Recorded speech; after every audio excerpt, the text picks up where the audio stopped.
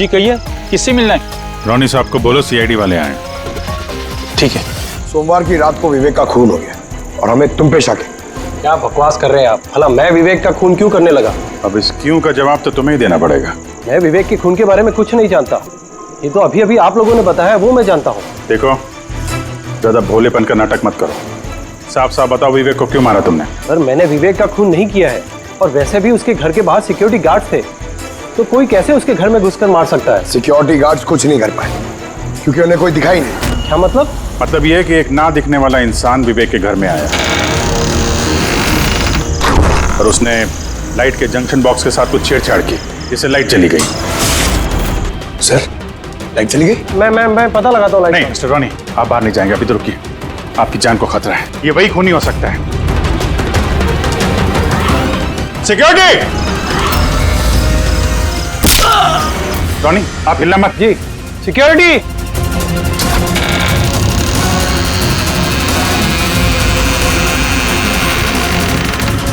कौन है उधर? सर, सर, हैं? यहाँ पे? कौन है? कोई था यहाँ पे? कौन है? हैं? कोई दिखा? नहीं। रोनी, हिलना मत। सिक्योरिटी, लाइट ऑन करो। सर, मैं बाहर जाता हूँ। देखो। Oh no, Pankaj!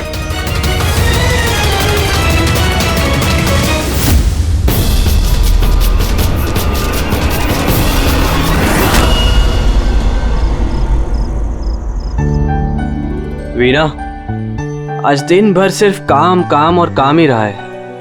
शरीर भी थक गया है, पूरी बॉडी दर्द दे रही है। विवेक, 24 घंटे सोचोगे तो बॉडी तो पेन होगा ना।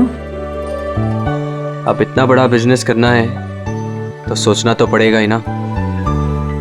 थोड़ा सोच समझ के काम करोगे तो दिमाग पे प्रेशर कम पड़ेगा ना।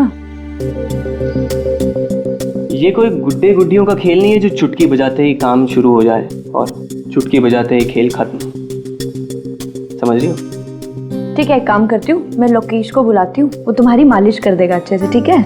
मालिश नहीं, बस गर्मा गर्म एक गिलास दूध मेरे लिए लेकर आ जाओ ताकि सारी थकान दूर हो जाए। अच्छा, तो अभी लेके आई। Please, thank you.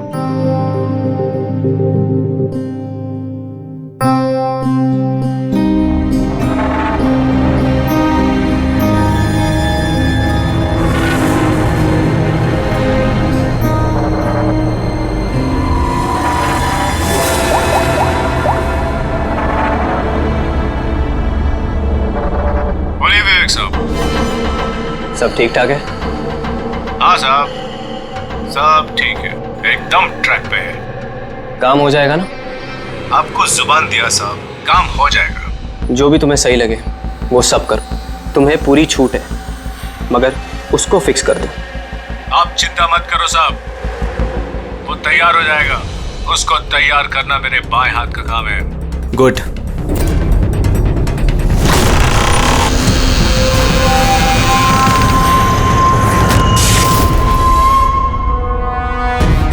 ये लाइट्स को क्या हो गया? वीना, वीना तुम हो? वीना, तुम बोलती क्यों नहीं? ये लाइट्स कैसे चली गई? लोकेश, वीना, कौन है? कौन है यहाँ पे? वीना, मजाक मत करो। देखो देखो, मैं अंधेरे से नहीं डरता। विवेक साहब! विवेक साहब! विवेक साहब! लोकेश! वीना! लोकेश, जल्दी आओ, कोई है कमरे में। विवेक साहब! विवेक साहब, दरवाजा खोलिए! विवेक साहब! विवेक साहब!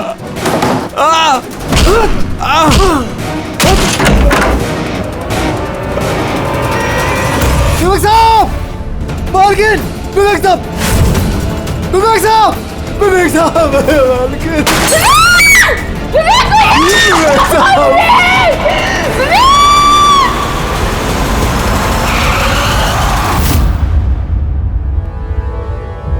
सर, लगता है कई बार चाकू से वार किया है। ये देखिए, कटने का और चाकू घोंपने का निशान है। घाव के पैटर्न देख के लगता है कि ये घाव चाकू के नहीं है, किसी और चीज से खून किया गया है। ऐसा क्यों लगता है सर आपको? ये देखो, ये जो घाव के पैटर्न देख रहे हो एकदम बराबर बराबर है, एक ही साइज के, और ये ज़्यादा गहरे नहीं है। अगर चाकू का घाव होता तो बड़ा होता, गहरा होता, और ऐसे पैटर्न में नहीं बनता। मतलब सर, चाकू जैसा ये कोई छोटा हथियार है और उसे बार बार मार के खून किया। लगता तो ऐसा ही है यार। आप कहाँ थे आप जब ये खून हो? साहब मैं नीचे अपने कमरे में था। जब विवेक साहब की चीखने की आवाज सुनी तो मैं दौड़ के ऊपर आया। साहब मैंने दरवाजा खोलने की बहुत कोशिश की, लेकिन दरवाजा अंदर से बंद था। विवेक साहब अंदर से जोर जोर से चिल्ला रहे थे, इसलिए मैं दरवाजा तोड़ के अंदर गया और मैंने देखा कि जब दौड़ के अंदर आए तो आपने खूनी को नहीं देखा यहाँ पे? यही तो अजीब है साहब, खूनी दिखा ही नहीं। दरवाजा बंद था अंदर से? हाँ साहब।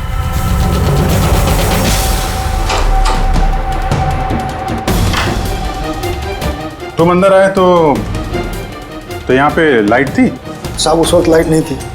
जब मैं दरवाजा खोल के अंदर आया तो लाइट आ गई। कमाल है सर, ये कैसा खूनी है जो लाइट में भी नहीं दिखा? कहीं ये आत्मा? ये भी तो हो सकता है कि जब कमरे में अंधेरा था उसी वक्त खूनी दरवाजे से बाहर गया। साहब ऐसा बिल्कुल नहीं हो सकता। साहब अगर खूनी दरवाजे से अंधेरे में भी गया होता तो मुझे जरूर दिखा होता। मेरी आंखें बिल्कुल ठीक है साहब। कमरे से बाहर जाने का और कोई रास्ता तो दिख नहीं रहा है। वही तो, कमरे से बाहर जाने का एक ही रास्ता है, वो है ये दरवाजा। दरवाजा अंदर से बंद था और लोकेश ने ये दरवाजा खोला, और इसने तो यहाँ पे खूनी को देखा नहीं। कमाल है।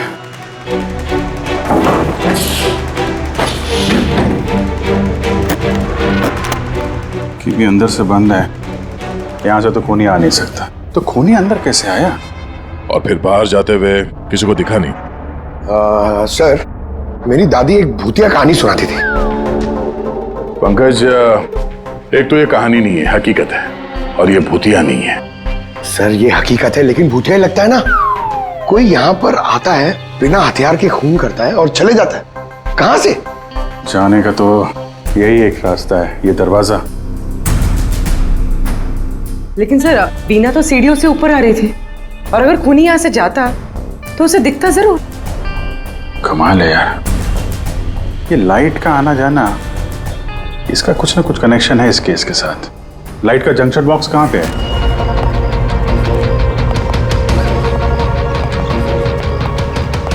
सर यही जंक्शन बॉक्स है।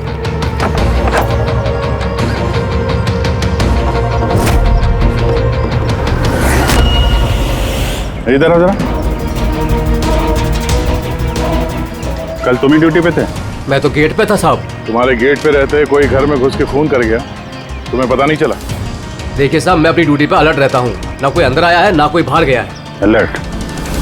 तो क्या खूनी हवा में आया, हवा में गायब हो गया है?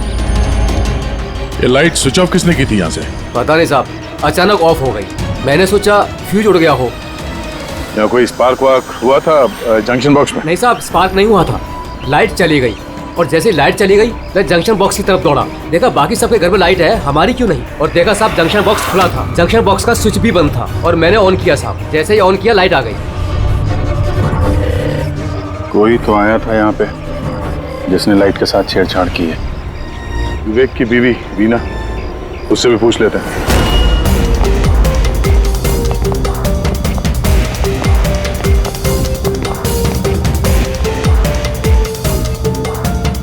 वीना जी, हमें मालूम है ये बड़ा मुश्किल समय है आपके लिए, पर हम लोग भी थोड़े हैरान हैं कि यहाँ पे सबके रहते हुए विवेक का खून हो जाता है और किसी ने भी खूनी को देखा नहीं। सर इस बात का जवाब मेरे पास भी नहीं है। मैं खुद हैरान हूँ, खूनी कहाँ से हवा बनकर आया और कहाँ चला गया। मैं मेरे बच्चों को क्या जवाब दूंगी सर, उन पर क्या बीतेगी? हिम्मत रखो, समय के साथ साथ बच्चे भी समझ जाएंगे। आप कौन है? सर मैं विवेक का बिजनेस पार्टनर हूँ। मेरा नाम राकेश है और मैं अभी जापान से लौटा हूँ। किस सिलसिले में जापान गया था? सर एक बिजनेस के मामले में गया था। क्या बिजनेस क्या करते हैं?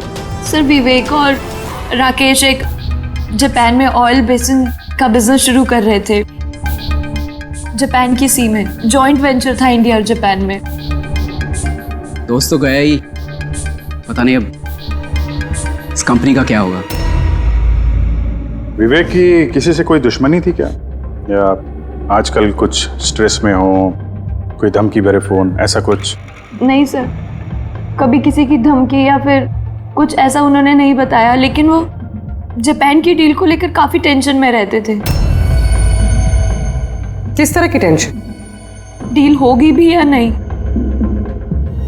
लेकिन सर एक बात और थी। क्या? सर कुछ दिन पहले विवेक एक बहुत अजीब आदमी से मिले थे। अरे आप चिंता मत करो, आपने मुझ पर भरोसा किया, अपना वादा पूरा किया, अब मैं भी आपका वादा पूरा करूंगा। पुलिस को भनक भी नहीं होनी चाहिए। साहब पप्पन नाम है मेरा, मुझ पे भरोसा है ना? विश्वास है इसलिए काम दिया है तुम्हें। बस अब पप्पन का कमाल देखो। पप्पन? देखिए, जैसा आपने बताया उससे तो यही लगता है कि ये पप्पन कोई पुराना मुजरिम है, और हर मुजरिम का रिकॉर्ड है हमारे पास। आप उसकी फोटो देखेंगे तो पहचान लेंगे? जी सर।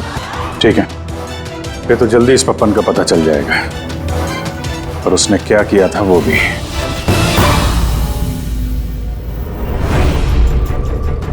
आप लोगों का शक एकदम सही है बॉस, ये खून चाकू से नहीं हुआ। तो फिर किस हथियार से हुआ जो कोई भी देख नहीं पाया, यहाँ तक कि लोकेश को भी वो हथियार दिखाई नहीं पड़ा? हाँ बॉस, हथियार भी नहीं नजर आया, और कमाल की बात है खूनी भी दिखाई नहीं दिया। ये तो पहली हो गई, खून हुआ, खून ही नजर नहीं आया। घाव चाकू जैसे हैं लेकिन खून चाकू से नहीं हुआ। पहेली तो है अभिजीत, और इस पहेली को सॉल्व करने के लिए आप लोगों को कड़ी मशक्कत करनी पड़ेगी। देखो बॉस, हम लोग आत्मा में तो विश्वास नहीं करते, लेकिन साइंस से कुछ भी किया जा सकता है, और मुझे लगता है किसी मॉडर्न साइंस की टेक्निक का इस्तेमाल किया गया है इस खून में। हाईटेक खूनी? हाईटेक ही हो सकता है, वरना ना दिखने वाले खूनी को लाइट्स ऑफ करने की क्या जरूरत है? माना कि ये खूनी हाईटेक है, मगर कहीं ना कहीं उंगलियों के निशान तो छोड़े होंगे ना उसने? बिल्कुल आए होंगे। तो फिर सर, जो क्राइम सीन से हमने उंगलियों के निशान लाए थे, उनमें से एक निशान खूनी के भी होंगे? होने चाहिए थे दया, लेकिन अफसोस की बात यह है कि है नहीं। आप लोग जो भी फिंगरप्रिंट्स लेके आए, उसमें सिर्फ विवेक और उसकी पत्नी के फिंगरप्रिंट्स हैं, जो एकदम क्लियर है। बाकी के फिंगरप्रिंट्स एकदम स्मस्ट हैं, सब मिल गए हैं। ऐसा लगता है जैसे किसी ने ग्लव्स पहन करके दरवाजा खोला और बंद किया। कोई प्लानिंग के साथ खून किया गया है, ताकि सबूत ही ना मिले। काम करते हैं, इस विवेक के घर में जितने भी लोग हैं, उन सब से अलग अलग स्टेटमेंट लेते हैं, सबसे पूछताछ करते हैं कि उस रात हुआ क्या था। खूनी ने अंधेरे का फायदा उठाया है, अब हम भी अंधेरे में निशाना लगाएंगे। सर, जब ये खून हो रहा होगा तो वो खूनी अंदर ही होगा सर। जैसे ही बीना बाहर गई उसने खून कर दिया।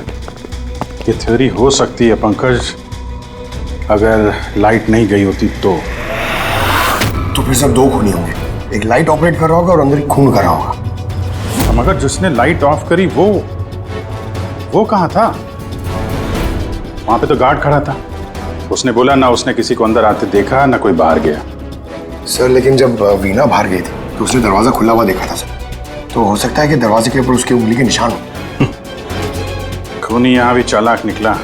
सारों के साहब ने बताया ना, यहाँ कमरे के अंदर हमें एक भी फिंगरप्रिंट्स नहीं मिले, एक भी। उसने हैंड ग्लव्स पहने होंगे सर, इसलिए शायद नहीं मिले। हैंड ग्लव्स तो पहने ही होंगे। विवेक की बॉडी यहाँ पड़ी थी, मतलब यहाँ कहीं खड़ा होगा। 1 मिनट यहाँ खड़े होना जरा पंकज।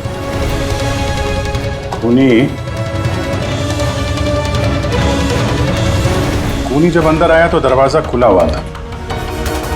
जैसे ही लाइट गई, खूनी अंदर आया, उसने दरवाजा बंद किया, अंधेरे में उसने विवेक का खून कर दिया। क्योंकि जब लोकेश आया था तो ये दरवाजा अंदर से बंद था। हाँ सर, खूनी अंदर ही होगा सर। करेक्ट। और जैसे ही लोकेश दरवाजा खोल के आया, खूनी चुपके से यहाँ से निकल गया। लेकिन अगर खूनी यहाँ से गया है तो लोकेश तो यहीं कहीं खड़ा था, उसे तो दिखना चाहिए था ना खूनी। लोकेश का कहना है उसने सिर्फ यहाँ पे विवेक की बॉडी देखी थी खूनी उसे नजर नहीं आया। सर ये लोकेशन है, ये झूठ बोल रहा है सर। लगता तो नहीं है। इंटरोगेशन में अच्छे अच्छे झूठ बोलने वाले ना लड़खड़ाने लगते हैं, उनकी जबान कांपने लगती है। ऐसा लगता नहीं है वो झूठ बोल रहा है। तो फिर कौन है ये आदमी? वीना ने उसे महसूस किया, लोकेश ने उसे महसूस किया, लेकिन देखा नहीं।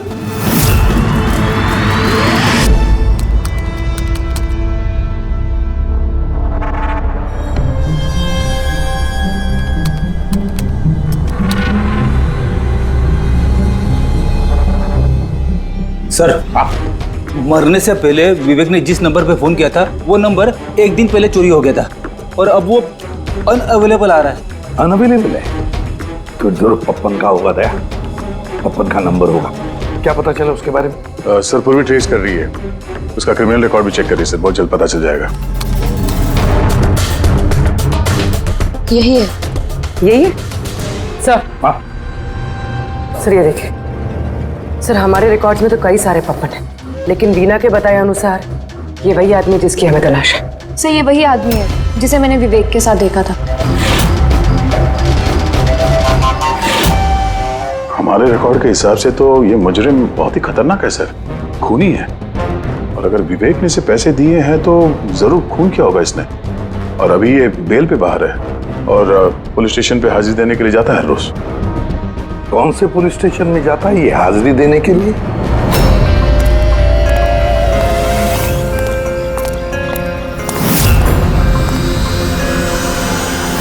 सर यहां से पास हो गया। सब्जी ले लो भाई, सब्जी ले लो, सब्जी ले लो। सर पप्पन यहाँ से निकल गया। ले भैया तेरा ठेला संभाल ले। उसको उधर ही रोक के रख, चाहे वो रोए या हंसे, तुम उसकी चिंता मत कर। जब तक वो हमारे पास है, बाजी हमारे हाथ में है। तुम लोग मेरा इंतजार करो और कुछ भी गड़बड़ हुआ ना, तुम में से किसी को नहीं छोड़ूंगा मैं। ये चिड़ी का गुलाम तुम्हारी तरफ गया था, देखना जरा।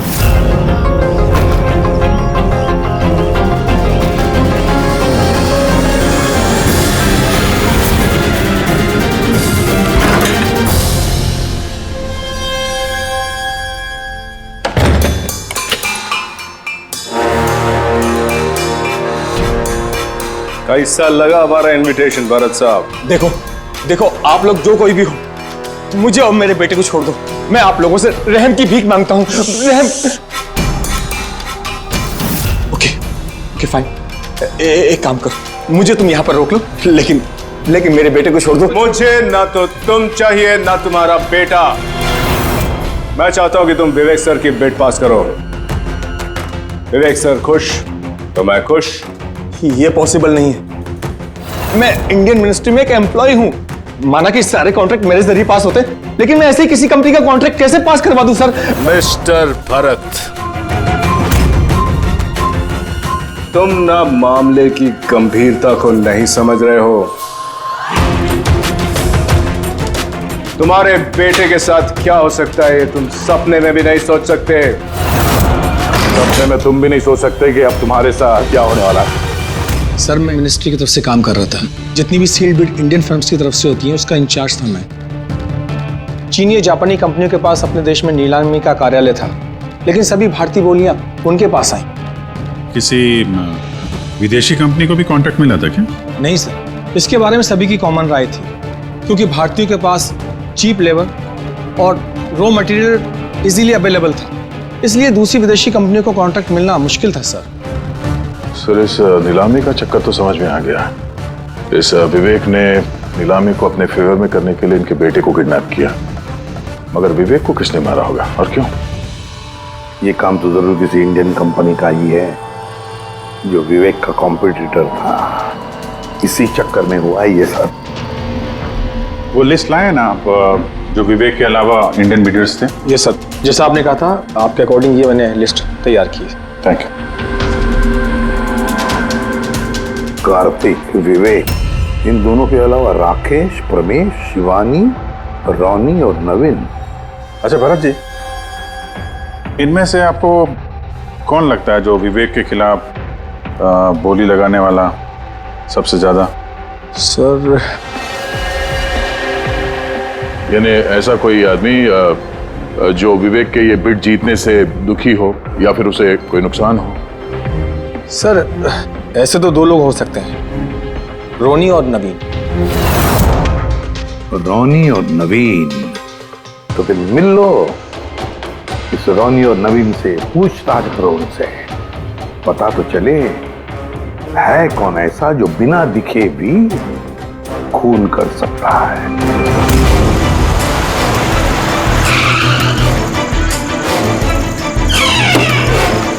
जी कहिए, किससे मिलना है? रोनी साहब को बोलो सीआईडी वाले आए।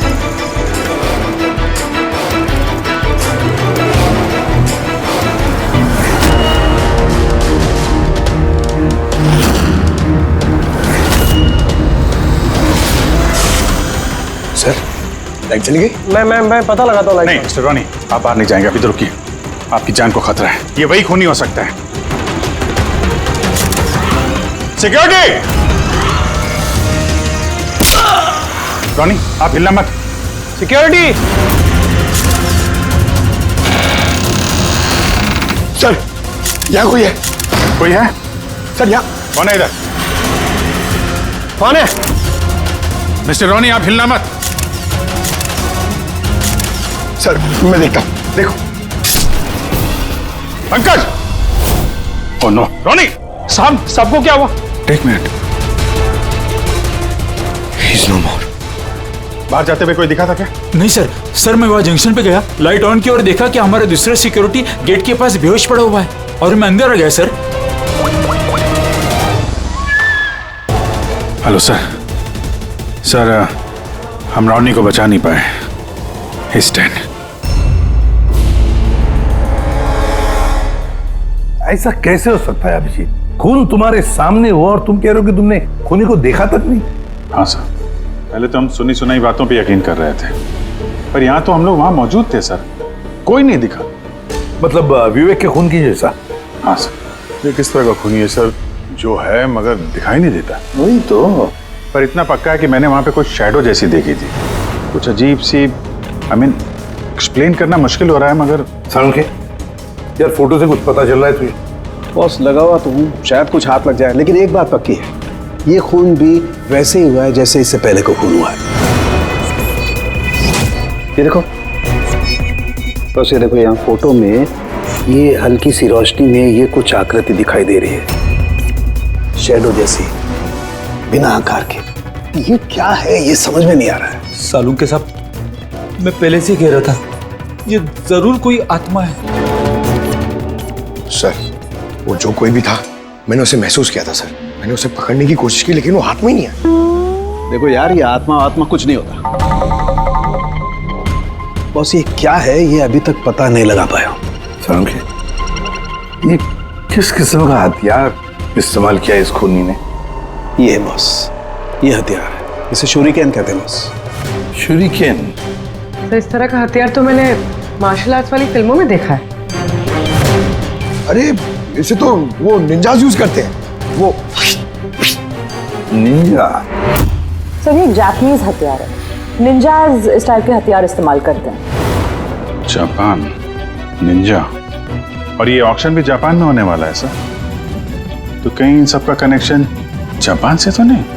बिल्कुल है, जापान से कनेक्शन है। इस राकेश से मिलना पड़ेगा, वही गया था ना जापान किसी डील के बारे में बात करने। राकेश तुम विवेक के पार्टनर हो, है ना? तो तुम तो जरूर जानते होंगे कि विवेक ने बिड हासिल करने के लिए पप्पन नाम के किसी गुंडे को हायर किया था, भरत के बेटे को किडनैप करने के लिए, है ना? नहीं सर, इसके बारे में मुझे कुछ भी मालूम नहीं। अरे ऐसा कैसे हो सकता है? इतनी बड़ी बात और पार्टनर को पता भी नहीं? सर वो मुझसे काफ़ी बातें छुपाता था, इसलिए बिजनेस में भी लॉस हो रहा था। वो इतना बेताब रहता था कि लॉस कवर करने के लिए वो क्या क्या करता था और कहाँ कहाँ जाता था मुझे बिल्कुल मालूम नहीं है। अच्छा, वैसे आप जापान गए थे ना विवेक के खून से पहले? हाँ गया था। क्या करने गए थे आप? ऑयल रिग प्रोजेक्ट का मामला था, इसके लिए मैं जापान गया था, मगर विवेक यहीं से सारे ऑपरेशन हैंडल कर रहा था। ऑयल रिग का प्रोजेक्ट? क्या क्या प्रोजेक्ट था, जरा डिटेल में बताओ तो सही। जापान में एक द्वीप है जिसे ऐतिहासिक और पवित्र माना जाता है। वहाँ के लोग ऑलरिक प्रोजेक्ट को लगाने के लिए मना कर रहे थे। पवित्र समंती द्वीप? क्या पवित्र है उस आइलैंड में? कुछ पुराने योद्धाओं को वहाँ पे दफनाया गया था, जैसे समुराइज, रॉनिन्स और निंजास। सामुराई, रोनिन, निंजास, पुराने योद्धाओं को दफना दिया था वहां पर। सर ये कोई इत्तेफाक है या कुछ और? ये जो निंजास है ये पुराने दौर के हथियारे थे सर जापान में, पर आज भी काफी लोग इन लोगों को मानते हैं। तो वो लोग नहीं चाहते होंगे कि उस जगह पे ये ऑयल ड्रिलिंग हो और उन लोगों ने इन्हें। हाँ हो सकता है दया, हो सकता है, पर ये भी तो हो सकता है कि इन लोगों की आपसी दुश्मनी, कोई बिजनेस राइवल। सर ये नवीन तो नहीं हो सकता, क्योंकि जब दूसरा खून हुआ तब मैं और पूर्वी उसी के साथ थे। तो फिर ये बचे 3 बिडर्स, शिवानी, प्रमेश और कार्तिक, तीनों को बुला लेते हैं यहाँ पर। कार्तिक, प्रमेश, शिवानी, तो तुम 3 भारतीय थे विवेक के साथ बिड करने में जापान में, मगर डील हमारे हाथ में आई नहीं, और इसी वजह से विवेक और रोनी का खून हुआ है। कार्तिक आप कहाँ थे जब ये दोनों खून हुए? सर मैं मीटिंग में ही था, आप मेरे एम्प्लॉय से पूछ सकते हैं सर। और प्रमेश? सर मैं सामाजिक व्यक्ति हूँ, और सर इसके गवाह सर वो अफसर हैं, और सर जिस वक्त खून हुआ मैं उनका साथी था सर। तो ये भी तो हो सकता है ना कि ये खून तुम लोगों ने करवाया।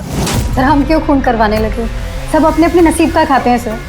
और डील नहीं हुई तो क्या हुआ सर, कभी ना कभी कोई ना कोई डील तो हो ही जाएगी। वैसे आप कहाँ थे शिवानी जब ये खून हुआ? सर मैं जापान गई थी। और क्या करने गई थी आप जापान में? सर एक मजबूरी आ गई थी। मजबूरी? कैसी मजबूरी? सर कुछ विदेशी कंपनियां हमारी भारतीय कंपनियों के बारे में गलत अफवाहें उड़ा रही थी, उसी वजह से भारतीय कंपनियों को बहुत ही चिंता हो रही थी। तो हम वहां उनकी चिंता दूर करने गए थे और ये बताने गए थे कि भारतीय कंपनियां सबसे बेहतर होती हैं। और वैसे भी सर हमने अपनी बिड्स विड्रॉ कर ली थी, तो फिर हम क्यों मारेंगे उन्हें? और बिड्स विड्रॉ करने की कोई खास वजह? सर वजह सर ये थी कि हम लोग अपनी ज़िंदगी में सर टेंशन नहीं चाहते हैं, और सर हम लोग किसी भी तरह का कोई रिस्क नहीं चाहते हैं। सर हम लोग को सर जो भी मिल रहा है सर हम उतने में खुश हैं।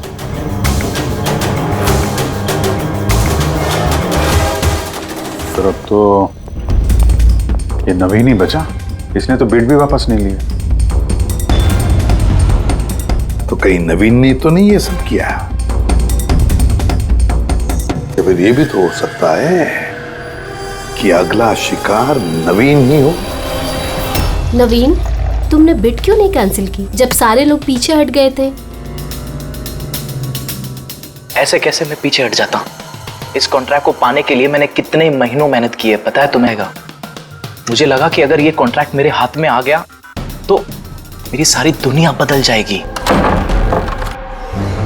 अब तो दुनिया से जाने की ही नौबत आ गई है। तुम समझते क्यों नहीं हो? अगर तुम चले गए तो मेरा क्या होगा? डरने की कोई बात नहीं है, हमें कुछ नहीं होगा। सीआईडी की पूरी टीम हमारे साथ है।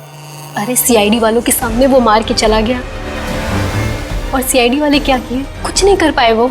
सीआईडी की टीम पे भरोसा रखो तुम, हमें कुछ नहीं होगा। पंकज, तुम्हें पता है ना हमें क्या करना है? Don't worry, I know. मैं आता हूं।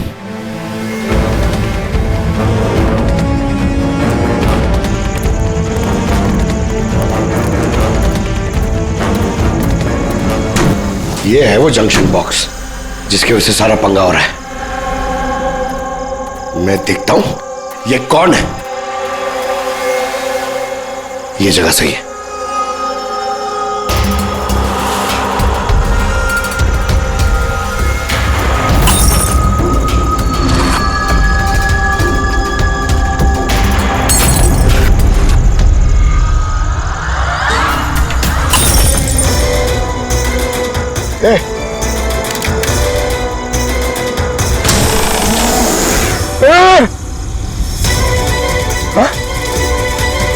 कौन है?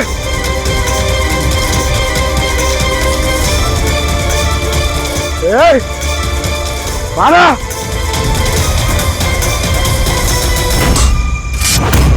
नवीन, ये लाइट को क्या हो गया? अरे कुछ नहीं हुआ। नहीं नहीं, वो आ गया है। कुछ नहीं होगा। कुछ नहीं होगा आपको, प्लीज रिलैक्स हो जाइए।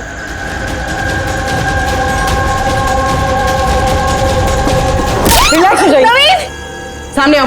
वो तुम्हें मार डालेगा। अरे नहीं। कौन है यहाँ पे?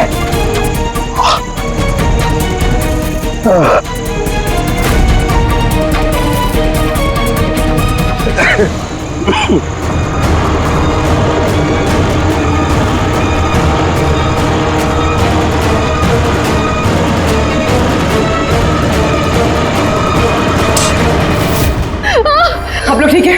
हाँ?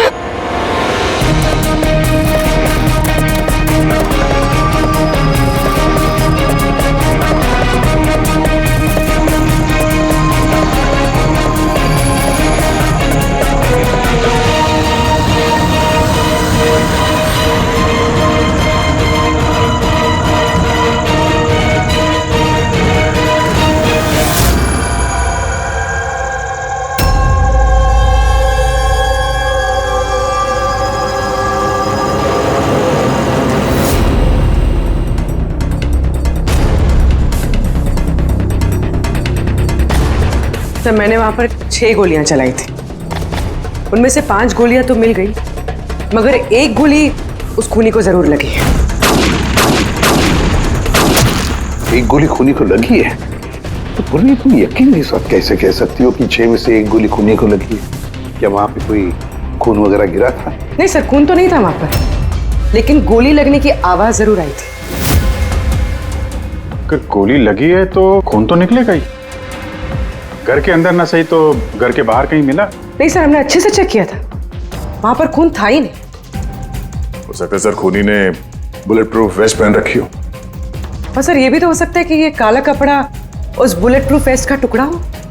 सर के इस काले कपड़े के टुकड़े से कुछ पता चल रहा है तुझे? नहीं बॉस, इस कपड़े पर से भी खून के ट्रेसेस तो नहीं मिले। खून के अलावा कुछ मिला तुझे? हाँ, ये कपड़ा इतना काला है कि विश्वास नहीं होता है। इस पर से कोई भी रिफ्लेक्शन हो ही नहीं सकता है। रिफ्लेक्शन नहीं हो सकता? मतलब ये फ्रेडी कि जब आप किसी भी चीज पर लाइट डालते हैं तो वो लाइट थोड़ी सी रिफ्लेक्ट होके आपकी आंखों में आती है। इसी से पता चलता है कि वो क्या चीज है, उसका कलर क्या है, ये सब कुछ। लेकिन इस कपड़े पर अगर आप लाइट डालेंगे तो रिफ्लेक्ट होगी ही नहीं। इस कपड़े पे लाइट मारेंगे तो ये कपड़ा दिखेगा नहीं ना। मैं दिखाता हूं, ये देखो, ये यहां पर ये लाइट है। अब हम इसे ट्रैवल करते हैं इस कपड़े पर और ये देखो लाइट गायब। माय गॉड, मतलब इस कपड़े ने सारी की सारी लाइट एब्जॉर्ब कर ली। और ये देखो, कपड़े से बाहर आए तो फिर से लाइट दिखाई देना शुरू हो गई। अजीब कपड़ा है, पूरी लाइट एब्जॉर्ब कर लेता है। पता ही नहीं चल रहा था कपड़ा है कि नहीं। एक साउंड के नवीन की जान को खतरा है, जो भी है जल्दी बता दे। बॉस, मैं जानता हूं कि ये क्या है और खून कैसे हुआ है।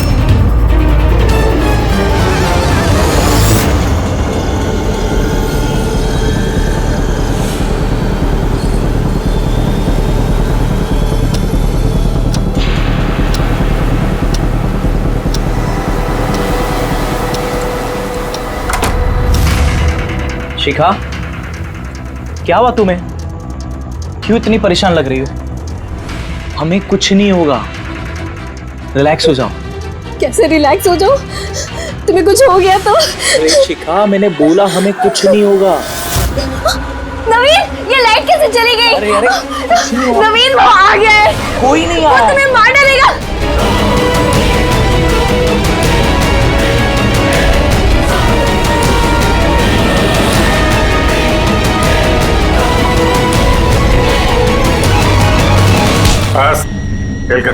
एक गिलास दूध अपने हाथों से लेकर आ जाओ।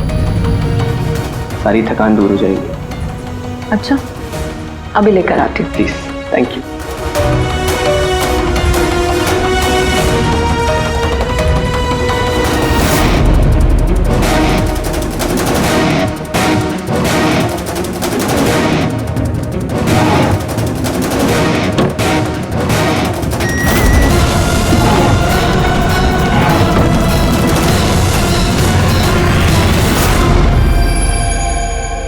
मैंने सोचा नहीं था कि कोई मुझे भी पकड़ सकेगा। हमने भी नहीं सोचा था कि एक पत्नी अपने पति का खून कर देगी। अपराधी चाहे जितना दिमाग लगाकर अपराध को अंजाम दे, कहीं ना कहीं उससे कोई ना कोई गलती हो ही जाती है। मैंने तो कोई गलती नहीं करी, फिर भी आप लोगों ने मुझे पकड़ लिया। नहीं, गलती हुई तुमसे। ये कपड़ा पहन के तुमने बहुत अकलमंदी दिखाई थी, लेकिन इस कपड़े का टुकड़ा हमें खिड़की में से मिल गया। और खिड़की पे फंसा हुआ वो कपड़ा हमारे लिए सबूत बन गया, और उसी कपड़े की वजह से तुम हमारे पकड़ में आ गई। ये कैसा कपड़ा है सर? मैंने इसके बारे में पहले सिर्फ सुना था बॉस। मुझे पता नहीं था कि इसका इस्तेमाल किया जा सकता है, वो भी इस तरीके से। इसे जिस व्यक्ति ने बनाया उसने अपने हिसाब से इसको नाम दिया, लेकिन एक बात पक्की है, ये दुनिया की सबसे ज्यादा काली चीज है। मैं तो कुछ समझा नहीं। सीधे तरीके से ये बात है फ्रेडी कि अगर इस कपड़े का कोई सूट बना करके पहन लेगा, वो व्यक्ति आपको दिखाई नहीं देगा तब तक जब तक कि उसके आसपास की सारी लाइट्स एलिमिनेट ना हो जाए। वो दिखाई नहीं देगा। अगर दिखाई देगा तो सिर्फ एक आकृति दिखाई देगी, एक छाया, वो भी बिना किसी रूप के। ये एक 3D से 2D में बदल जाने की प्रक्रिया है। अरे सर, कोई तो लाइट होगी जिससे ये दिखे। ऐसी कोई लाइट नहीं है, ना इंफ्रारेड लाइट, ना यूवी लाइट, ना ही लाइट स्पेक्ट्रम। अभिजीत, नवीन से कहो कि वो बिड विड्रॉ ना करे और ये इंफॉर्मेशन सब में फैला दो। सर, इस बात के फैलते ही उस पर फिर से हमला हो सकता है। यही तो हम चाहते हैं पूर्वी, यही तो हम चाहते हैं। ये ब्लैक फैब्रिक लाइट को एब्जॉर्ब कर लेता है, लेकिन हीट को एब्जॉर्ब नहीं करता। हीट को तो रिफ्लेक्ट करेगा ही। हम खूनी को पकड़ेंगे थर्मल विजन से।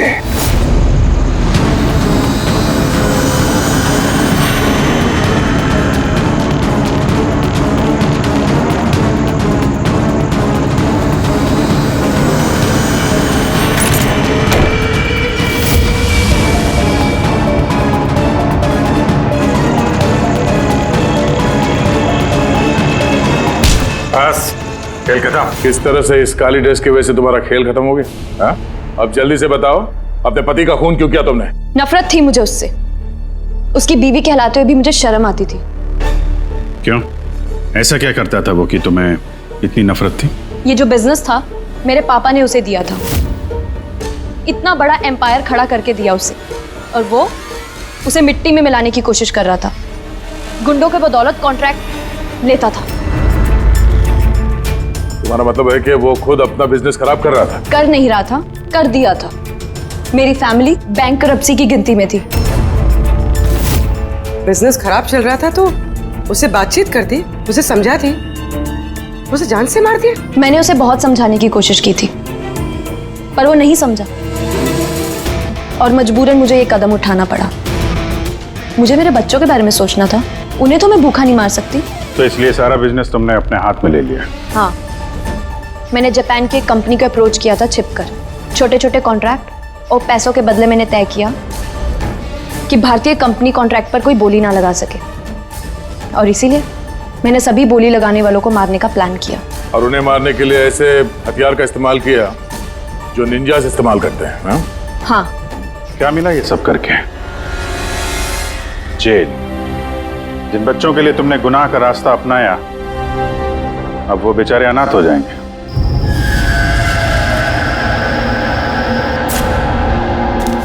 हाँ दी मैं बहुत ज्यादा लेट हो रहा हूँ, आपसे बाद में बात करता हूँ। क्यों? कहाँ जा रहा है? हाँ दी, मैंने आपको बताया तो सही। मुझे एक्चुअली नॉर्थ अमेरिका के एक रेन फॉरेस्ट में फोटोग्राफर का असाइनमेंट मिला है। उसी सिलसिले में मुझे अर्जेंट जाना पड़ रहा है दी। आप प्लीज एक क्यों क्या ये सब बाद में पूछना दी। क्या छुपा रहा है, जल्दी बता। अरे दी, मैं आपसे कुछ क्यों छिपाऊंगा दी, सच सबको पता चल जाएगा। बहुत दिनों से ये सच छिपा हुआ है, लेकिन सच को जहाँ पहुँचना है ना दी, वहाँ पहुँच के रहेगा। ये कौन सा सच और कौन कहाँ पहुँचेगा?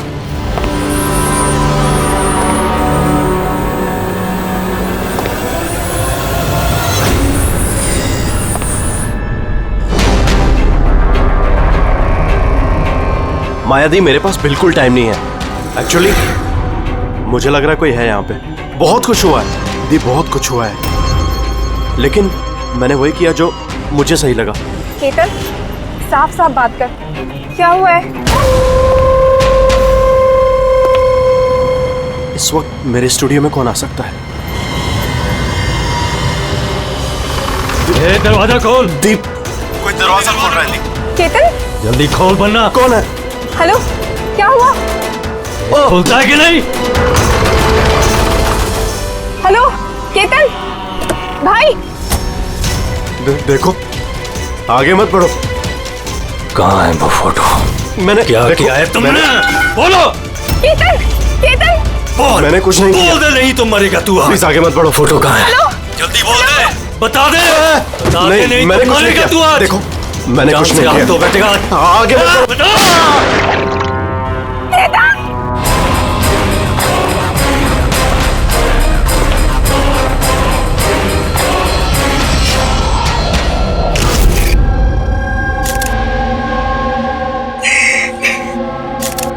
आप प्लीज बैठिए।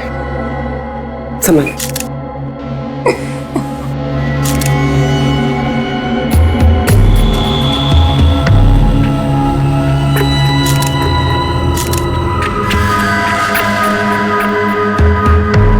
ये क्या?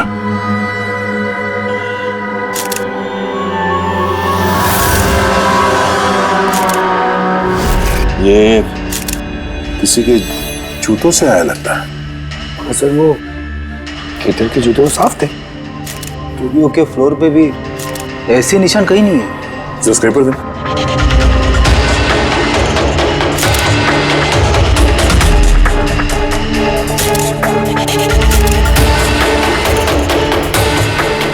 तो मिट्टी या कीचड़ तो नहीं लगता।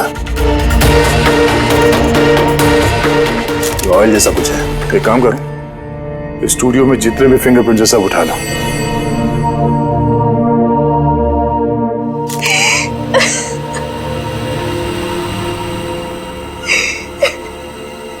आज ही हम जानते हैं कि ये समय ठीक नहीं है पूछताछ करने के लिए, पर फिर भी आपको परेशान कर रहे हैं। जरा ठीक से याद करके बताइए, आपने ये पूरा हादसा फोन पे सुना था, तो केतन और उस दूसरे आदमी के बीच में क्या बात हुई थी?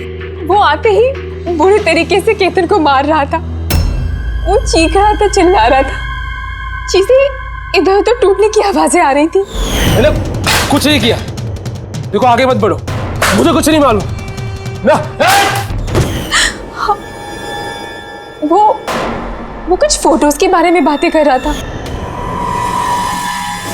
सर, ये माया जो कह रही है कि केतन का खून उस वजह से हुआ है कि एक एविडेंस की वजह से। एविडेंस क्या वो फोटोग्राफ था? सर, केतन ने किसी कपल की इंफॉर्मेशन लिख के रखी है सर। ये देखिए, कोई मनन और शामली है, जू से। सर, सर ये देखिए, कैलेंडर पर 14 अप्रैल 2018 ये डेट मार्क की है, द एनिवर्सरी। अरे ये तो आज की डेट है। इसका मतलब है आज के दिन कुछ होने वाला था जिसके बारे में केतन जानता था। उसका मोबाइल फोन चेक करो, देखो आखिरी बार किससे बात हुई थी उसकी।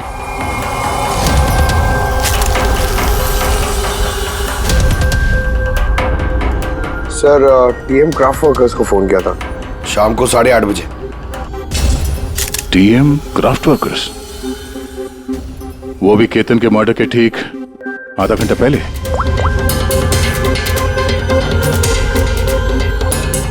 Hello, TM craft workers? जी बोलिए। हाँ, केतन ने आपको फोन किया था। किस लिए फोन किया था? आप कौन? मैं उसका दोस्त बोल रहा हूँ। हाँ, उनका फोन तो आया था। ये पूछने के लिए फोन किया था कि उनका गिफ्ट टाइम से डिलीवर किया कि नहीं। गिफ्ट? कौन सा गिफ्ट? एक फोटो फ्रेम था मनन और शामली के लिए। उनकी 25th वेडिंग एनिवर्सरी थी, तो उनको फोटो फ्रेम बना के डिलीवरी करना था। मनन और शामली, उनका घर का एड्रेस मिल सकता है? अर्जेंट है।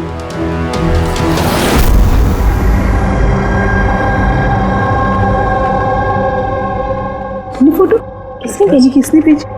केतन? ये केतन कौन है? और इस तरह से हमारी फैमिली पिक्चर भेजने का क्या मतलब है? हाँ। कैसे जानता है वो हमारी फैमिली को? अरे किसी ने कोई मजाक किया होगा। ये मजाक नहीं है। आप कौन? सीआईडी। सीआईडी? केतन नाम का एक मशहूर फोटोग्राफर था, उसका खून हो गया इस फोटो की वजह से। पर सर, एक फोटोग्राफ के चक्कर में कोई किसी का मर्डर क्यों करेगा? लेकिन सर, हम तो किसी केतन को जानते भी नहीं। केतन को नहीं जानते तो फिर उसने आप लोगों की फोटो आप ही को क्यों भेजी? पता नहीं। पर हमने तो कभी ऐसी फोटो खिंचवाई भी नहीं है। और ना ही ऐसी दीवार हमारे घर पर है। सर, हमने तो कभी नहीं देखा। और देखिए ना सर, ये नकली फोटोग्राफ लग रहा है। आप खुद ही देखिए, इसमें दीदी है, जीजा जी है। सर, ये खाली कुर्सी रखने का क्या मतलब है इसका? सर, हमें तो लगता है कि किसी ने गलत तरीके से फोटो बनाकर हमें बेच दी है। गलती से नहीं, जानबूझकर आया है आपके लिए ये। और वो भी अपनी जान कुर्बान करके। सर, किसी ने मनन की फैमिली को मर्डर के चक्कर में फंसाने की कोशिश की है। वैसे आप कौन हो? ये हमारे फैमिली फ्रेंड मिस्टर विक्रम। अच्छा, आपके फैमिली फ्रेंड। सर, इसमें ये मैसेज भी है। She is hiding, save her. शायद केतन आप लोगों से किसी को ढूंढने के लिए कह रहा है। ढूंढने के लिए?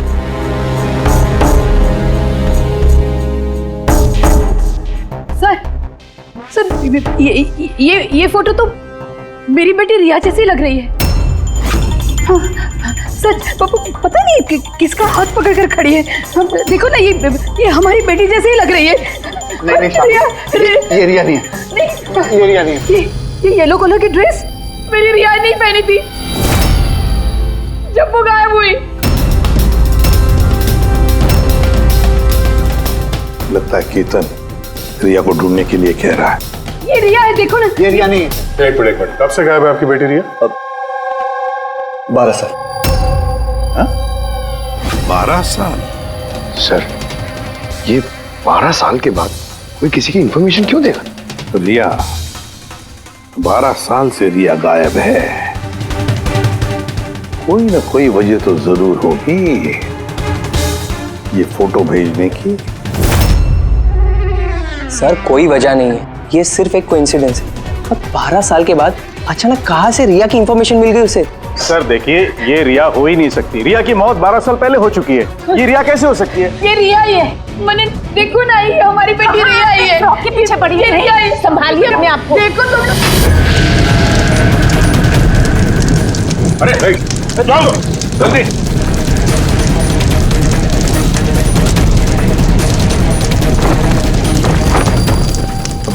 सर, ये फोटो तो जल गया, अब क्या करें?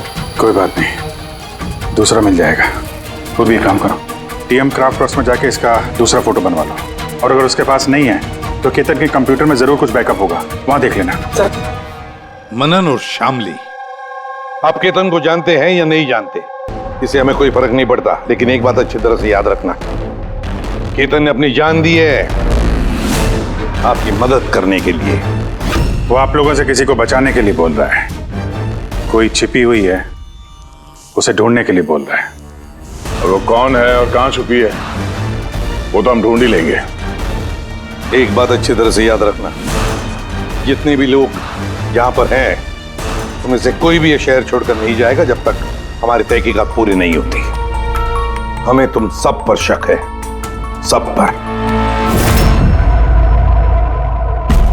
एक मिनट के लिए मनन, शामली, आयशा और विहान इनके इस नकली फोटोग्राफ को बाजू में रखते हैं और उनके पीछे जो दीवार है उन पर कंसंट्रेट करते हैं, ये फ्रेम्स और ये जो पीछे लिखे हुए नंबर्स पर। अब शामली ने इशारा किया था इस फ्रेम पर, 3 नंबर वाली फ्रेम पर, पीले रंग का फ्रॉक पहनी हुई और किसी का हाथ पकड़ा हुआ है उस लड़की ने।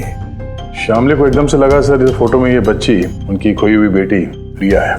और फिर ये message, she is hiding, save her. लेकिन सर विक्रम तो बार बार कह रहा था कि रिया मर चुकी है। हो सकता है ये मैसेज रिया के बारे में हो सकता है वो अभी भी जिंदा हो। बिल्कुल हो सकता है पूर्वी, बिल्कुल हो सकता है। और शायद केतन यही कहना चाहता है इन लोगों को, मनन के फैमिली को, कि शायद रिया जिंदा है और उसे मदद की जरूरत है। लेकिन सर उसे इतनी मेहनत करने की क्या जरूरत थी? फोन कर देता सीधे और बोल देता जो भी बोलना है रिया के बारे में, या फिर पुलिस को इन्फॉर्म कर देता। सर हो सकता है उसे किसी ने डराया धमकाया हो और तभी तो मजबूर होकर उसने ये सब किया है। केतन ने तो अपना फर्ज निभाया है और हम उसकी मेहनत को बेकार नहीं जाने देंगे। पूर्वी एक काम करो, ये पूरा का पूरा फोटोग्राफ किसी अच्छे फोटो लैब में लेकर जाओ और ये पीछे टंगी हुई ये जो छोटी छोटी फ्रेम्स है ना, उनको अच्छी तरह से चेक करो। और ये भी देखो, ये जो वॉल है पूरी, क्या वो फोटोशॉप तो नहीं की गई है? और रिया के लापता होने की एफआईआर की कॉपी भी चाहिए हमें। केतन मनन की फैमिली को तो नहीं जानता था, तो ऑब्वियसली रिया को भी नहीं जानता होगा। तो फिर उसने मनन की फैमिली को ये इंफॉर्मेशन क्यों दी और इस तरह से क्यों दी? सर केतन का खूनी जरूर रिया के फैमिली से जुड़ा हुआ है सर। इन सारे लोगों के फोन रिकॉर्ड्स चेक करो फ्रेडी, और साथ साथ केतन के फोन रिकॉर्ड्स भी। और एक बात, मनन की फैमिली पर कड़ी नजर रखो और साथ साथ उनका जो दोस्त है ना विक्रम, उस पर भी देखो। ये लोग कहां कहां जाते हैं, किस किस से मिलते हैं, क्या क्या करते हैं। एक एक बात पर कड़ी नजर रखो, एक एक बात की खबर रखो। इस केतन के साथ जितने भी लोग काम करते थे ना, उनसे मिलना पड़ेगा। आप दोनों तो केतन को बहुत अच्छी तरह से जानते थे, तो कभी उसने आप लोगों को बताया किसी छोटी सी बच्ची के बारे में, जू के एक फैमिली के बारे में, उनके फैमिली पोर्ट्रेट के बारे में? जी नहीं सर, मुझे तो अब तक उसने कभी कुछ नहीं बताया।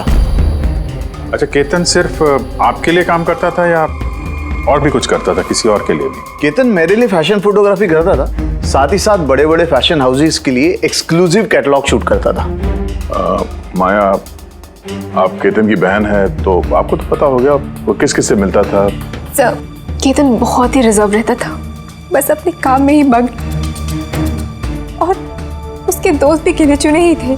और सर हाल ही में केतन को एक इंटरनेशनल एग्जीबिशन के लिए असाइनमेंट मिला था, जिसके लिए वो मुंबई की गलियों में घूमकर स्ट्रीट फोटोग्राफी शूट किया करता था।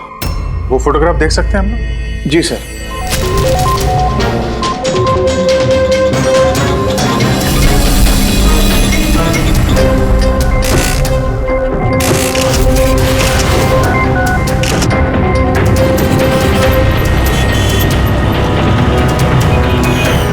इतना अच्छा पोर्टफोलियो बनाया था सर, एग्जीबिशन में सबमिट ही नहीं की।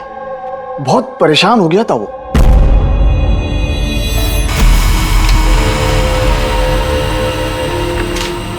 ये वॉल और उस पे लगे हुए सारे फोटोज एंड नंबर्स असली है। और बाकी सब? जिसने भी ये बनाया है उसने सिर्फ इस वॉल के ऊपर फैमिली वालों की फोटोज डाल दी है, इस खाली कुर्सी के साथ, ताकि ऐसा लगे कि फैमिली वालों ने इस वॉल के आगे बैठकर फोटो खिंचवाई। हाँ, लेकिन ये दीवार तो पक्का असली है। काफी एक्सपर्ट इंटीरियर डिजाइनिंग का काम लगता है। मैग्नेटिक वॉल है ये, आजकल बहुत कम जगहों पे देखने को मिलती है। Magnetic wall? हाँ, मैग्नेटिक वॉल बनाने के लिए वॉल को एक स्पेशल पेंट से पेंट किया जाता है, जिसके केमिकल कंपोजिशन में मैग्नेटिक एलिमेंट्स होते हैं, जो उस दीवार को मैग्नेटिक प्रॉपर्टीज दे देते हैं। यानी ये दीवार तो ऑलमोस्ट मैग्नेट जैसी है। एकदम सही। अब उस पे कोई भी मेटेलिक चीज बिना किसी हुक या कील के चिपका सकते हो या निकाल सकते हो। उसी तरह ये वॉल भी मैग्नेटिक वॉल है। Thank you. Thank you ma'am. Mumbai की गलियों में घूम घूम के फोटोग्राफी कर रहा था, जरूर वहीं पे इसे रिया के बारे में कोई ना कोई क्लू मिला होगा, वहीं किसी गलियों में।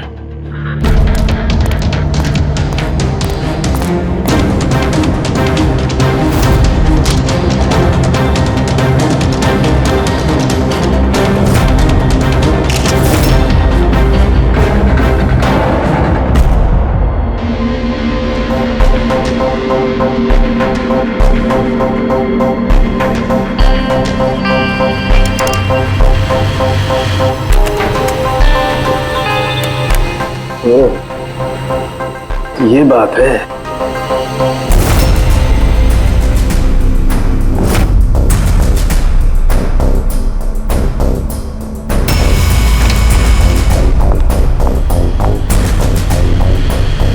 सर, ये देखिए।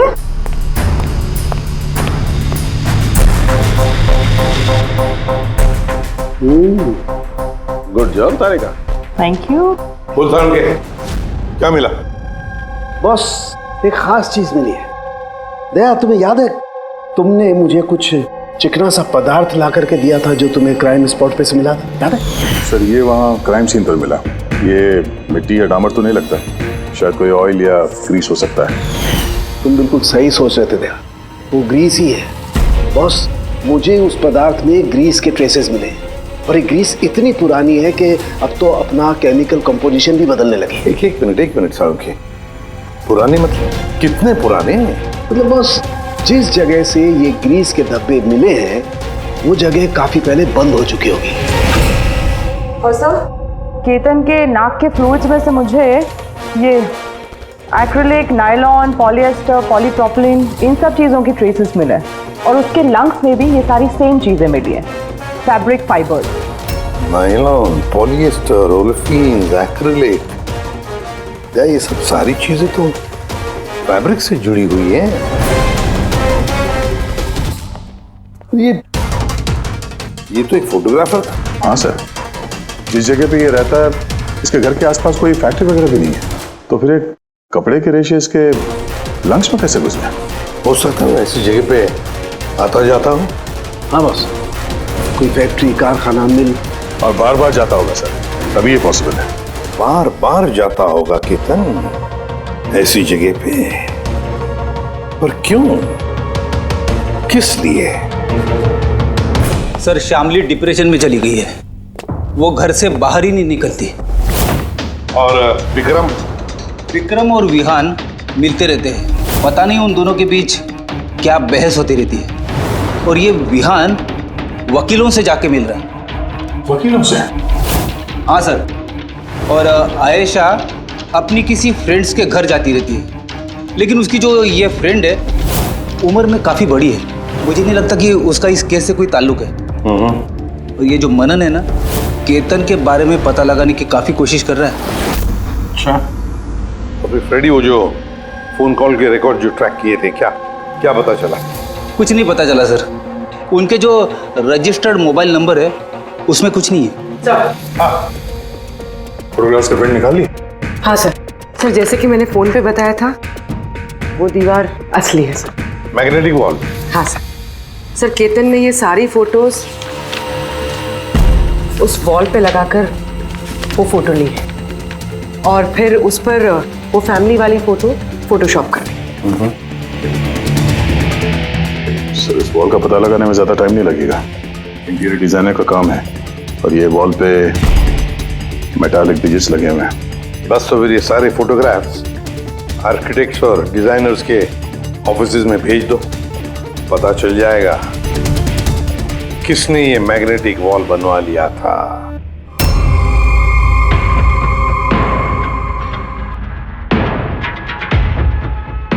अब ये जो फैमिली बैठी हुई है, इनके पीछे जो दीवार है वो आपने बनाई है क्या? सर, एक NRI इंटीरियर डिजाइनर है, वो अपने बोल्ड और क्रिएटिव डिजाइन को लेकर काफी फेमस है, हो सकता है उसी ने वो बनाई हो। ऑफ कोर्स ये मेरे ही डिजाइन्स है, मैजिक लाइफ एड लैब्स के लिए डिजाइन की थी मैंने। इट्स अ मैग्नेटिक वॉल, ये सारे नंबर्स मैग्नेटिक मटेरियल के हैं जिसे बिना कोई हुक या कील के लगा भी सकते हैं और निकाल भी सकते हैं। लेकिन मेरे डिजाइन्स के हिसाब से ये सारे सीरियल नंबर्स में थे, जैसे 1 2 3 4 5 6 7 8 9 10। हाँ, मगर मैम इसमें तो नंबर्स 1 3 2 0 6 7 8 9, ये ऐसे कैसे? हाँ सर, शायद केतन ने किया, लेकिन उसने इस वॉल की फोटो क्यों ली? ये तो अब मैजिक लाइफ एड लैब वाले ही बताएंगे। सर, यही है वो वॉल जिसकी आपने हमें फोटो दिखाई थी? हाँ सर, और वॉल पे फोटोज़ के जो एक्चुअल नंबर थे वो ये थे सर। फोटोज़ में जो भी चेंजेस थे वो केतन ने किए थे सर। केतन, ये नंबर्स तो ऑर्डर में थे ना, फिर तुमने सिर्फ 3206 को चेंज कर उसके नीचे स्पेसिफिक फोटोज़ क्यों लगाई है? कुछ नहीं, वो पजल्स बना रहा, नंबर्स और फ्रेम्स को मिला के। एक इंटरनेशनल एग्जीबिशन है उसी के लिए।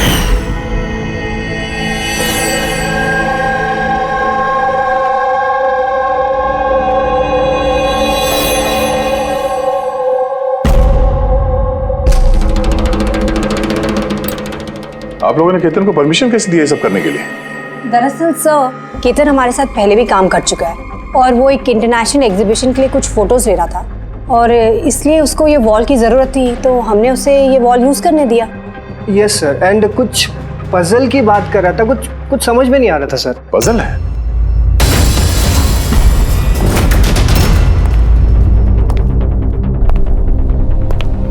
नंबर्स में पजल? उस पोर्ट्रेट में 3206 था और उसके नीचे जो फोटोग्राफ्स हैं, कहीं वो फोटोग्राफ्स ही पजल तो नहीं? हो सकता है केतन हमें उन फोटोग्राफ्स के जरिए रिया की कहानी बताना चाहता हो।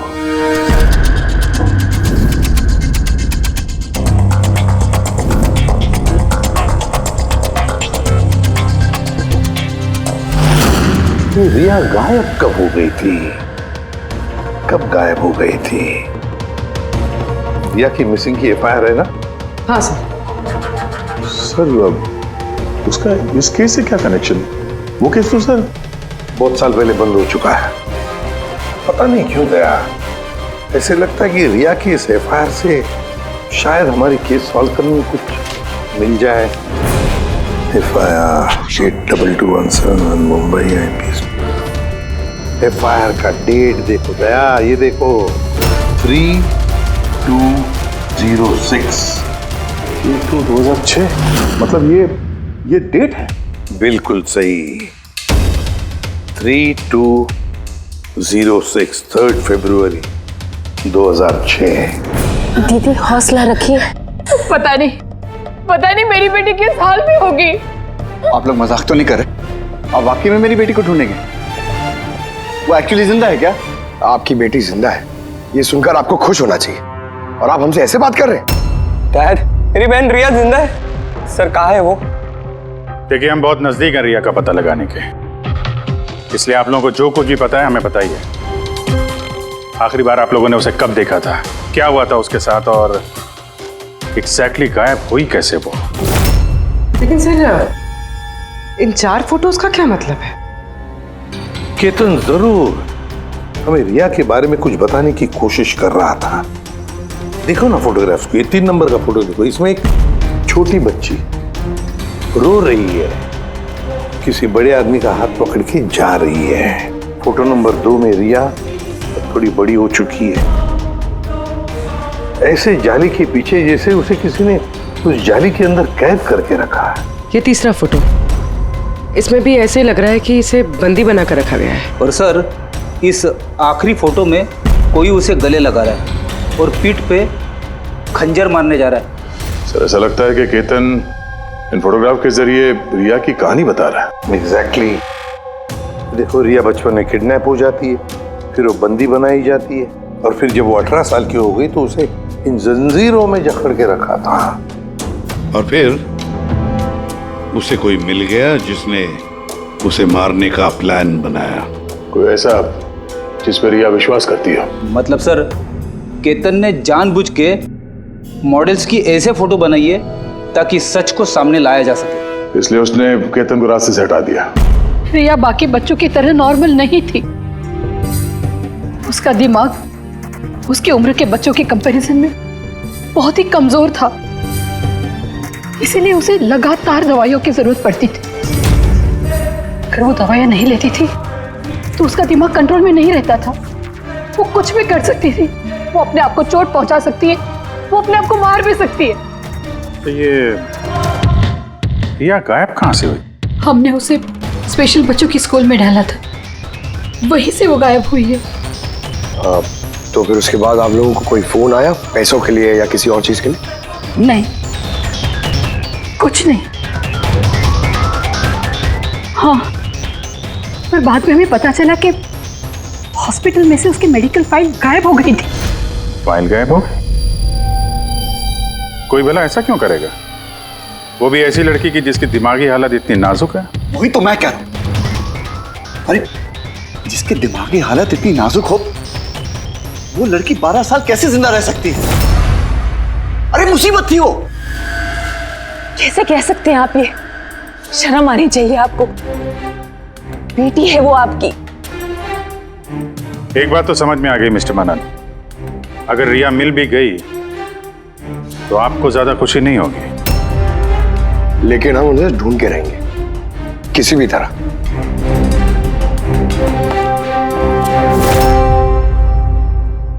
दया, इस फोटो को गौर से देखो।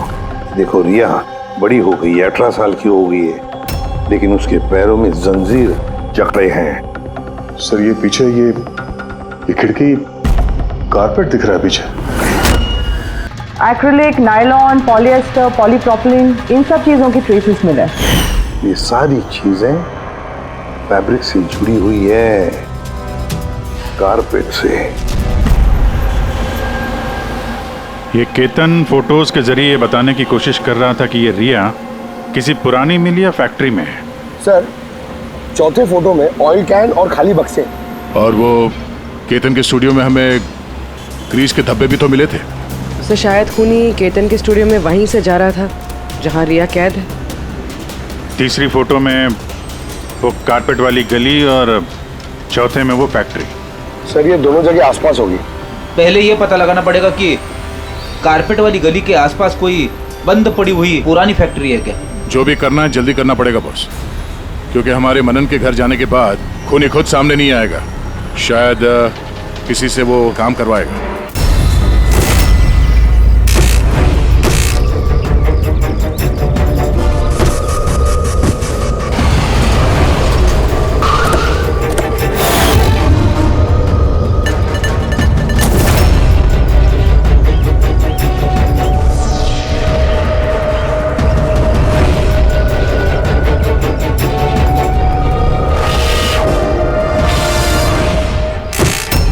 हाँ, इन्होंने ही हमें पैसे दिए थे हमारी फ़ोटो खिंचाने की।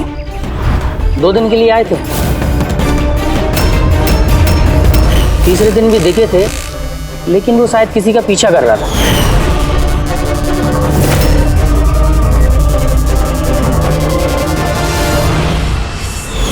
किसका पीछा कर रहा था? वो तो सर ध्यान नहीं दिया हमने। वो गया किधर पीछा करते हुए? इस तरफ गया।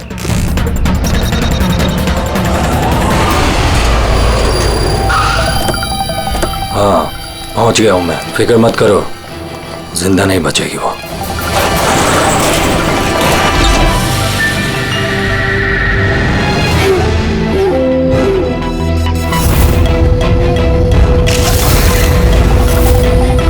बंद कर इसको।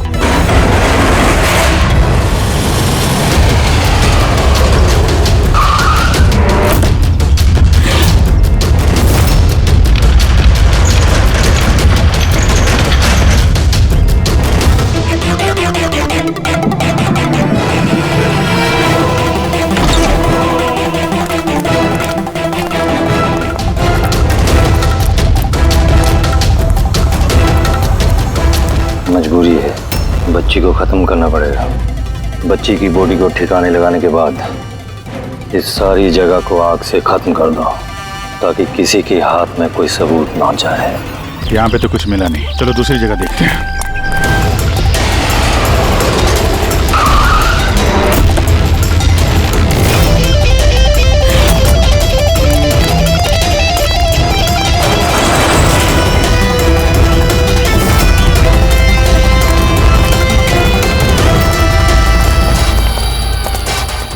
रिया? रिया? तुम्हारे मम्मी पापा के पास ले जाने आए। चलो। रुक जाओ।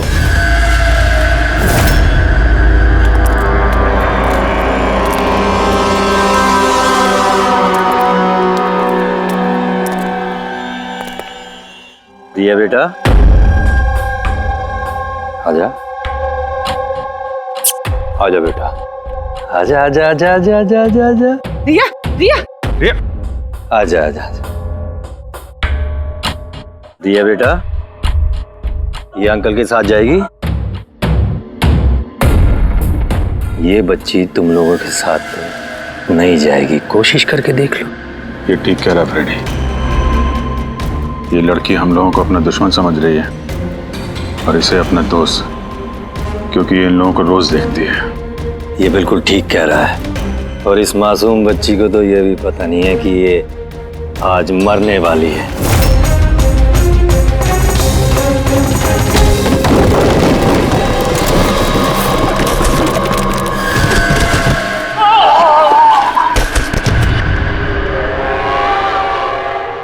कौन हो तुम लोग? किसने भेजा तुम्हें? ये तुम्हें कभी पता नहीं चलेगा।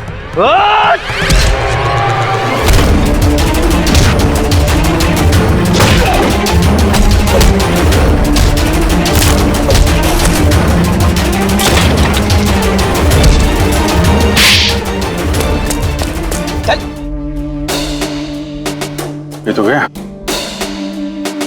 किसने भेजा तुम लोगों को? हैं?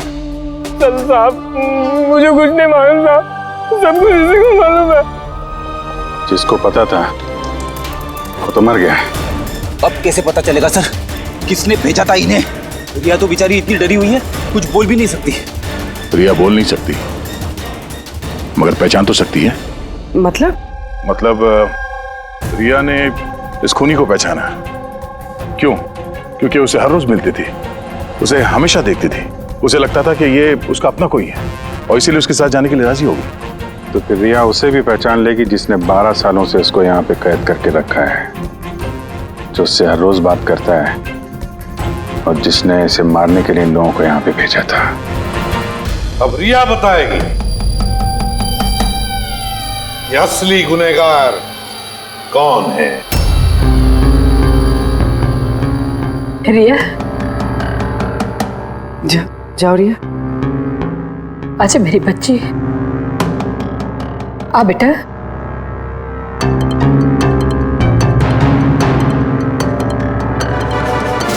रिया,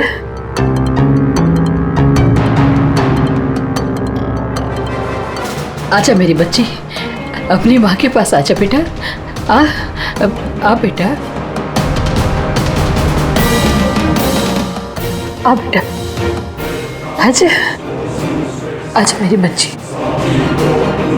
आजा बेटा। रिया,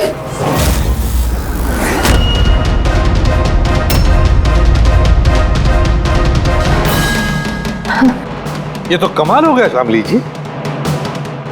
आपकी बेटी 12 साल के बाद आपसे मिलती है, लेकिन आपके पास नहीं आती, अपने मौसी के गले लग जाती है। ये कैसे? वो तो माँ की जैसी हूँ ना मैं इसकी, बहुत प्यार करती है ये मुझसे, इसीलिए। अरे वाह मौसी जी, आपसे इतना प्यार कि रिया अपनी माँ को पहचान नहीं पाई और आप ही के गले लग गई। क्यों? और जानती है क्यों? क्योंकि पिछले 12 साल से सिर्फ एक ही शख्स है जो रिया से मिल रहा था, बातें कर रहा था, जिसे रिया अपना समझती थी।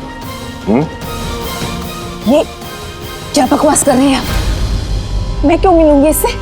मैं नहीं मिली इससे। रिया से बिल्कुल मिली थी, पिछले 12 सालों से मिल रही थी तुम। बकवास हम नहीं कर रहे आयशा, बकवास तो तुम कर रही हो। हमने तो उस डॉक्टर को भी ढूंढ निकाला जिसकी मदद से तुम पिछले 12 सालों से रिया को दवाइयां देती थी, उसकी टेस्ट करवा रही थी। मैं किसी डॉक्टर को नहीं जानती, मैं कह रही हूँ ना आपसे, मैंने कोई मेडिकल टेस्ट नहीं करवाया इसका। बिल्कुल करवाई थी। नहीं, मैंने कोई टेस्ट नहीं करवाया। झूठ बोल रही हो तुम, टेस्ट करवाया था तुमने। मैंने कोई टेस्ट नहीं करवाया, मैं सच कह रही हूँ। मैं किसी डॉक्टर को नहीं जानती, मैं तो इसे 12 सालों से वही दवाई दे रही हूँ जो ये 7 साल की उम्र से खाती आ रही है। बस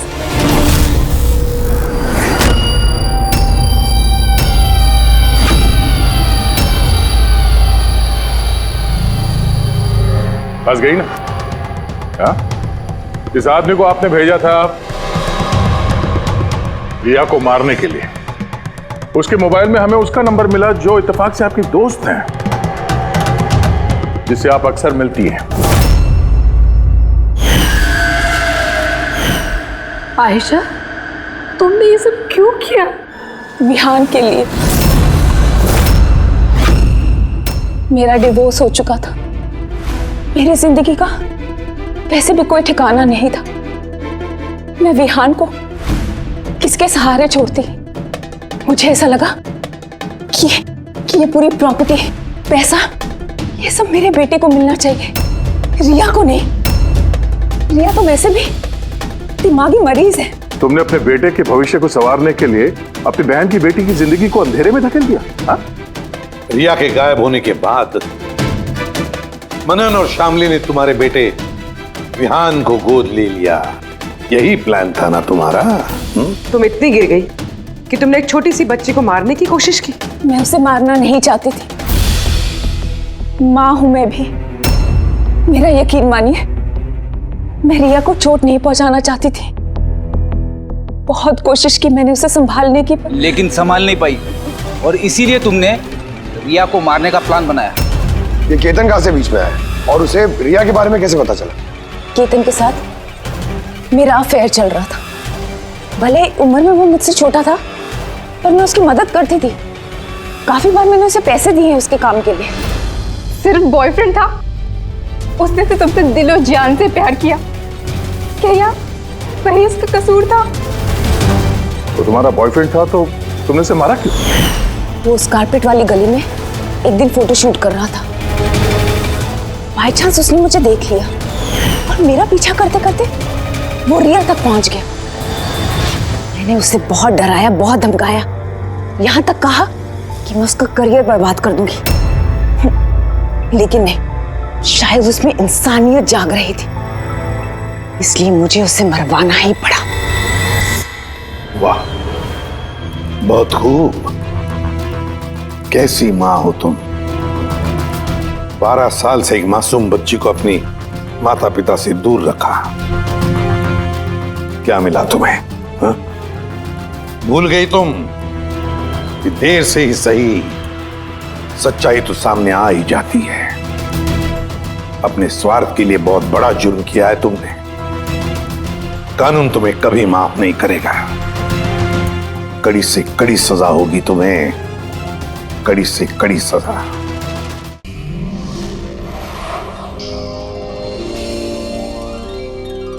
CID के और भी मजेदार और सस्पेंस से जुड़े एपिसोड्स को देखने के लिए हमारे चैनल को सब्सक्राइब करें और बेल आइकॉन दबाना ना भूलें।